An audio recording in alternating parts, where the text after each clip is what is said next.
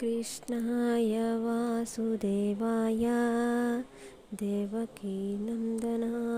च नन्दगोपकुमाराय गोविन्दाय नमो नमः। నెంబర్ 4వ అధ్యాయం 21వ శ్లోకం.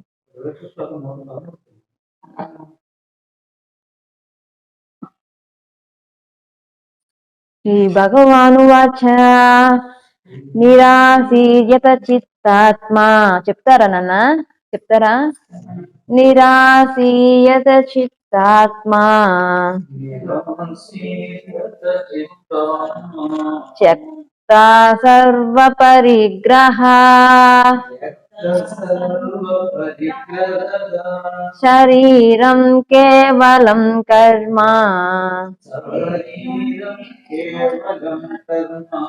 కుర్వాన్ ఆప్నోతి కిల్బిషం.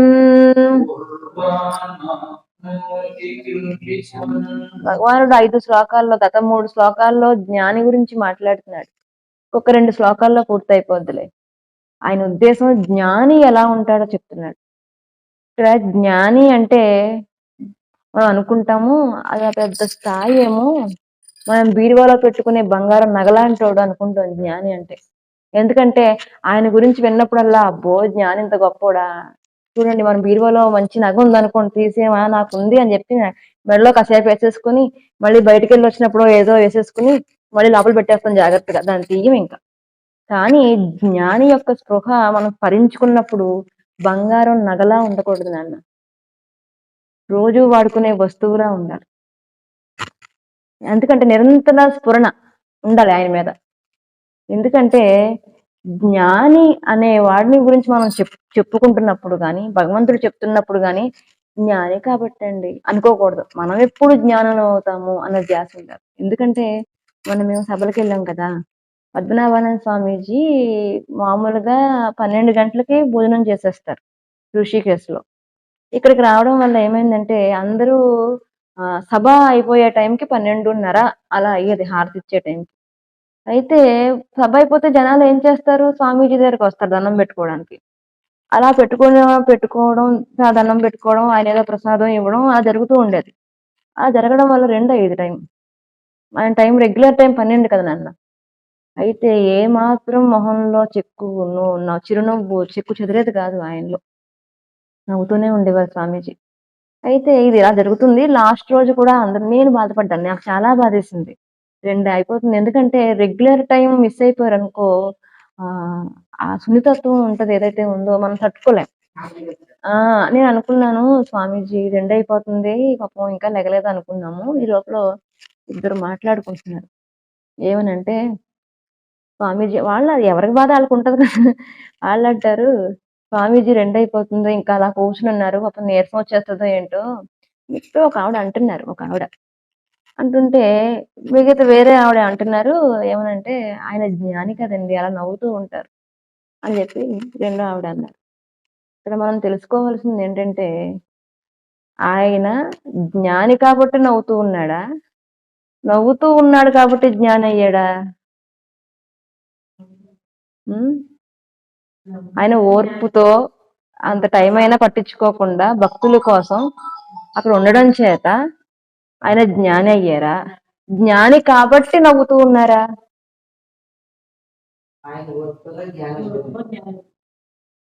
అయితే జ్ఞాని ఎవరవ్వగలరు? ఆయన మాత్రమే జ్ఞాన? ఎవరు ఓర్పుతో ఉంటారో, ఎవరు చిరునవ్వుతో ఉంటారో, అంటే ఎవరికైనా సహజం నేర్చుకోవచ్చు. అంటే కొంచెం వాళ్ళకి సాధన ద్వారా లేట్ అవ్వచ్చేమో కానీ ఎవరైనా సరే జ్ఞాని అవ్వచ్చు. అంటే ఎప్పుడు అవుతారు మరి? ఒక వ్యక్తి, ఒక సర్వసాధారణమైన మనిషి జ్ఞానిగా ఎప్పుడు ఎదుగుతాడు? జ్ఞాని యొక్క లక్షణాలు ముందు తెలుసుకోవాలి కదా. జ్ఞాని ఎప్పుడవుతాడమ్మా? వాడు ఒక వ్యక్తి జ్ఞాని అవ్వాలంటే రోజు పూజ చేయాలా, రోజు జ్ఞానం చేయాలా? ఒక వ్యక్తి జ్ఞానిగా ఎదగాలి అంటే రోజు ఆయనకు కొన్ని లక్షణాలు చెప్పాడు భగవంతుడు, వాటిని మనం ముందు స్మరణ చేసుకోవాలి. ఏంటో చెప్తున్నారు. నిరాశి మొదటి పదం చూడండి, ఆశ లేకుండా ఉండదు. ఇక్కడ దీని గురించి తత్వవిధానం స్వామీజీ ఏమన్నారంటే, నిరాశి హతాశి అట, ఇద్దరు ఉంటారు. నిరాశి అంటే ఆశ లేనివాడు, హతాశి అంటే ఆశని చంపుకున్నవాడు. మనిషి ఎప్పుడు కూడా ఆశని చంపుకోకూడదు నాన్న, ఆశని విడిచిపెట్టేయాలి. ఎలాగా? మనం మాసిపోయిన బట్టలు ఎలా విడిచిపెట్టేస్తాము, మాసిపోయిన బట్టలు ఎలా విడిచిపెడతాం? అయ్యయ్యో నిన్నంతా వేసుకున్నాను ఇవాళ ఇప్పాలంటే చాలా బాధగా ఉందని ఇప్పుతారా?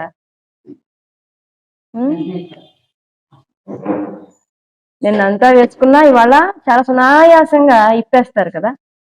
అదే విధంగా ఆశని ఎలా విడిచిపెట్టాలంటే, ఇంతకాలం తిన్నాము కదా, ఇంతకాలం దీన్ని అనుభవించాం కదా, దీని మీద మనకి ఎందుకు ఇంత వ్యామోహం అన్న భావంతో విడిచిపెట్టాలి తప్ప ఆశని చంపుకోకూడదు. ఆశని చంపుకోవడం అంటే ఏంటి? ఈ వాళ్ళది నాకు దక్కలేదు కాబట్టి దాని మీద మోజు ఉన్నప్పటికీ కూడా పైకి ఇదంటే నాకు ఇష్టం ఉండదండి అంటారు. చూసారా? ఎప్పుడన్నా చూసారా? ప్రపంచంలో జనాలు వాడికి ఇష్టమే, కానీ అది వాడికి దక్కదని తెలుసు కాబట్టి ఇష్టం లేదంటాడు. దాన్ని ఆశని చంపుకోవడం హతాసి అన్నారు స్వామీజీ. అయితే మనిషికి ఉండవలసింది మా ఆశని చంపేసుకోవడం కాదు. భగవంతుడు ఆశ ఉండాలనే అంటున్నాడు, కానీ దాన్ని అత్యాశగా ఉండకూడదు. అది అనుభవించేయాలి. పూర్తిగా తినాలనుకుంటున్నావా తినే, కట్టుకోవాలనుకుంటున్నావా కట్టేసుకో, అయిపోద్ది కదా ఆ రోజుతో.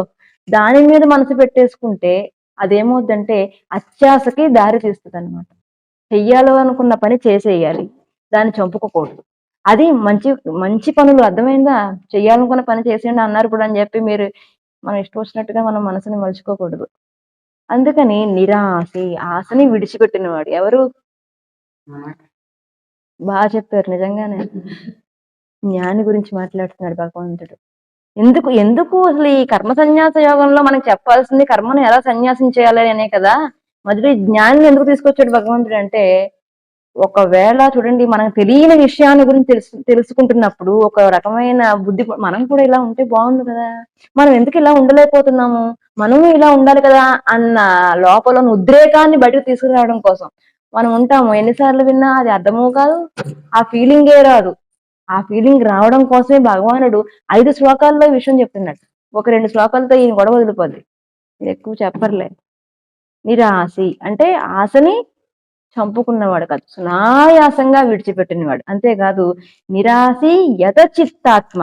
యత విషయం పక్కన పెట్టండి. చిత్ అంటే అంతఃకరణం. ఈ అంతఃకరణం దుత్త చతుష్టయం అని 4 ఉంటారు. మనోబుద్ధి అహంకారాలు అనమాట. అంటే మనసు యందు ఉన్న వికారాలన్నీ కూడా ఒకటే, చిత్ అన్నారు. యత చిత్తాత్మ. ఆత్మ అంటే కార్యకారణ సంబంధమైనది. అంటే ఈ శరీరము కార్యము, దీనికి కారణమైన వాటిని అన్నిటికీ, అంటే దీనికి ఈ శరీరానికి ఏదైతే కారణం ఉంది, ఇంద్రియాలు. ఇంద్రియాలను ఆధారంగా మనం చేసుకుని ఈ శరీరం ఏర్పడితే దాని ఆధారంగా బయట ఉన్న విషయాలన్నిటినీ కూడా మనసు చేసుకుంటూ ఉంటుంది. యద చిత్ అంటే అంతఃకరణము, ఆత్మ అంటే బాహ్యకరణం. బాగా చెప్పాలంటే యత అంటే దాన్ని నిర్బంధించిన వాడు. ఆశ లేకపోతే ఇంక నిర్బంధం ఏంటమ్మా? ఆశ అనేదే లేదు కాబట్టి వాడు దేన్ని వాడుకున్న ఏవైతే విషయవాసనలు ఉన్నాయో వాటిని సునాయాసంగా వాడు ఎలాగా విడిచిపెట్టేస్తాడు. వాడి లక్షణాలు చూడండి. ఆశ లేదు, ఆ ఇంద్రియాల మీద పటుత్వం ఉన్నది. యత అంటే నిగ్రహించి కూర్చున్నాడు ఆ ఇంద్రియాలన్నిటినీ కూడా. అయితే అప్పుడు ఏమవుతుంది? ఇంద్రియాలను నిగ్రహించడం వల్ల యథచిత్తాత్మ చక్త సర్వ పరిగ్రహ. ఎప్పుడైతే ఇంద్రియాలను లోపల పెట్టేసుకున్నాడో, మీరు చూడండి, మీరు ఎప్పుడు తాబేళ్ళని చూసారా? తాబేలు వెళ్తూ ఉంటుంది, దానికి పైన డప్పు ఉంటుంది కదా, దానికి ఏదైనా కావాల్సిన వచ్చినప్పుడు బయటికి బుర్ర బయట పెట్టుకుని తీసుకుంటుంది. దానికి అపాయం వచ్చినప్పుడు అది పైన ఎంత గట్టిగా ఉంటుందో, ఆ సీల్ ఏదైతే ఉందో అది చాలా గట్టిగా ఉంటది అంటారు. అయితే దాని లోపల ఉన్న స్కిన్ ఏదైతే ఉందో, మాంసం ఏదైతే ఉందో అది చాలా మెత్తగా ఉంటదట. అది ఎప్పుడు బయటకు వస్తే, దాని బుర్ర ఎప్పుడు బయటికి పెడితే, ఎప్పుడు తినేద్దామా అని ప్రపంచంలో ఉన్నవన్నీ కూడా ఎదురు చూస్తూ ఉంటాయి. అందుకని దాని రక్షణ కోసం భగవానుడు ఏం చేశాడంటే ఒక డొప్పని ఏర్పాటు చేశాడు. మనిషి కూడా అంతే. మనిషి తనకు అవసరమైనప్పుడు ఇంద్రియాలను చక్కగా వాడుకోవాలి. అవసరం లేనప్పుడు ముడుచుకుపోవాలా అంటే కాదు. అవసరం లేనప్పుడు వాటిని ఎక్కువగా వినియోగించకుండా ఉండడం బెటర్ కదా. బాగా చెప్పారు, నిజమే. ఎక్కువ భగవంతుడు తినమని నోరిచ్చాడు. ఎక్కువ తినేస్తే ఏమవుతుంది? ఉప్పు కారాలు ఎక్కువ బాగున్నాయి బాగున్నాయి అని చెప్పి తినేస్తే ఏమవుతుంది? మనకే కదా నష్టం. అంటే దేనికి మనం లోబడిపోతామో అది మనల్ని తినేస్తుంది. అందుకని చక్ర పరిగ్రహము అంటే ఎదుటివాడి దగ్గర ఉన్న వస్తువు ఏదైతే ఉందో దాన్ని నాకు కావాలి అనుకోవడం పరిగ్రహం. వీడు ఎదుటివాడి దగ్గర వస్తువునే కాదు, చక్ర సర్వ పరిగ్రహ. ఏదో ఒకటి రెండు కాదు, మనకులాగా మొత్తం విడిచిపెట్టేస్తాడు, ఆఖరికి ప్రపంచాన్ని కూడా. ఉదాహరణ చెప్పాలంటే, మనం ఒక షాపింగ్ ఏదో చీర కొనుక్కోవడానికి వెళ్ళాల్సి వచ్చింది అనుకోండి, ఒక చీర కొనుక్కోవాలంతే, 10 చీరలు కొనుక్కోకూడదు. అంటే జీవించడానికి ఎంత అవసరమో, ఏది అవసరమో, ఎంతవరకు ఖర్చు చేయాలో అంతవరకు మాత్రమే మనం ఖర్చు చేయగలం. అంతకు మించి ఆలోచన చేయకూడదు. నిజానికి ఎవరో రమణ మహర్షి కాలేరు. ఆయన ఏం వేసుకున్నారండి? బట్టలు, గుడ్డలు, కౌపీనం, చిన్న కౌపీనం ఉంటుంది, అది కూడా ఎందుకని ఇప్పండి అన్నారు.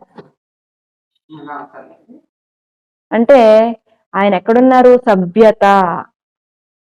ప్రపంచంలో ఆయనకి అక్కర్లేదు, ఎందుకంటే ఆయన దిగంబరుడే. దిగంబరుడు అంటే దిక్కులనే అంబరాలుగా కలిగిన వాడిని దిగంబరుడు అంటారు. ఆయనకి అది కూడా అక్కర్లేదు, ఆమెకు కూడా అక్కర్లేదు. ప్రపంచంలో ఉన్న వాళ్ళకి వికారాలు ఉంటాయి కదా, వాళ్ళ కోసం ఆమెకు కూడా కప్పుకోవడం. నీకు అర్థమైందా? అందుకని సర్వ పరిగ్రహ. మనం ఎప్పుడు ఎలా ఉండాలంటే మొత్తాన్ని సొమ్ము మొత్తం విడిచిపెట్టేసిన ఎట్లా ఉండమని అనట్లేదు. ఎంతవరకు నీకు కావాలో అది తీసుకో, ఎదుటి వాడి దగ్గర ఉన్న దాన్ని నువ్వు ఆశించద్దు, వాటిని విడిచిపెట్టు. జ్ఞాని లక్షణం ఎలా ఉంటుందంట? సర్వ పరిగ్రహ చక్వా అన్నాడు. అంటే విడిచిపెట్టేశాడు. విడిచిపెట్టి సునాయాసంగా. దేన్ని విడిచిపెట్టాలి? ఆ చక్వా అన్న పదాన్ని మళ్ళీ ముందు తీసుకొస్తున్నాడు. నిరాశి, చెప్పండి, నిరాశి యదచిత్తాత్మ చక్వ సర్వ పరిగ్రహ. ఎప్పుడైతే ఆశని విడిచిపెట్టాడో, ఇంద్రియాలు ఏదైతే కావాలనుకుంటున్నప్పుడు వాటిని బంధించాడు. ఇంద్రియాలంటే ఇక్కడ మనం ప్రపంచాన్ని చూసినప్పుడు ప్రపంచంలో ఉన్నవి విషయాలు, మనలో ఉన్నవి వాసనలు. అంటే విషయాల వల్ల వాసనలు చెదించిపోయినా, వాసనల చేత విషయాల జోలికి ఇంద్రియాలు వెళ్ళిపోయినా దానివల్ల ఏమవుతుంది? విషయ వాసనలే మనల్ని చుట్టుకుంటాయి. కాబట్టి ఈ రెండు జరగకుండా ఉండాలంటే ఒకటి అంతఃకరణాన్ని, బాహ్యకరణాల్ని కూడా మనం బలవంతంగా కాదు, సునాయాసంగా ఎలా బంధించాలంటే గురువు ముఖత కూర్చొని చేయగలిగిన ప్రక్రియ, దీన్నే సాధన అన్నారు. ఆ విధంగా చేయగలిగిన వాడు ఎవరయ్యా అంటే జ్ఞాని. నిజంగా జ్ఞాని గురించి మాట్లాడవలసి వచ్చినప్పుడు భగవానుడు అనర్ఘనంగా మాట్లాడతాడు. ఎందుకంటే ఆయనకు అంత ఇష్టం జ్ఞాని అంటే. అందుకనే చెప్తున్నాడు ఏమనంటే, నిరాశి యథచిత్తాత్మ త్యక్త సర్వ పరిగ్రహ. అన్నిటినీ అంటే వాడి దగ్గర ఉన్న దాన్ని కాదు. మీకు ఆయన ఇక్కడ గీతాచార్యుడు యొక్క ఇంటెన్షన్ ఏంటంటే, ఆయన మనస్సు నుంచి ఏం చెప్తున్నాడంటే, సర్వ పరిగ్రహ అంటే నీకున్న బాధ్యతలు, దాని గురించి ఆయన మాట్లాడట్లేదు. ఇప్పుడు అన్ని విడిచిపెట్టామని చెప్పింది సత్య, ఇంటికి వెళ్ళి నేను ఏ పని చెయ్యను అనకండి.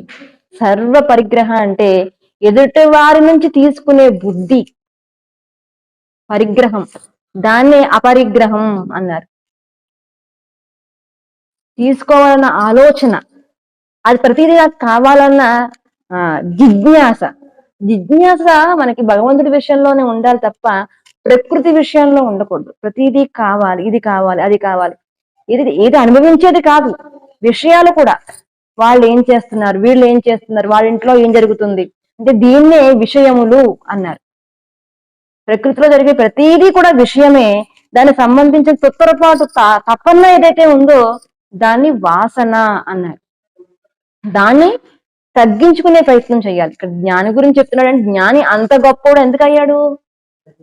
ఒక్కొక్కటి నెమ్మదిగా అది కావాలి అనిపించింది అనుకోండి, దానివల్ల అవసరం ఏంటి అని వెంటనే ప్రశ్న వేసుకోవాలి.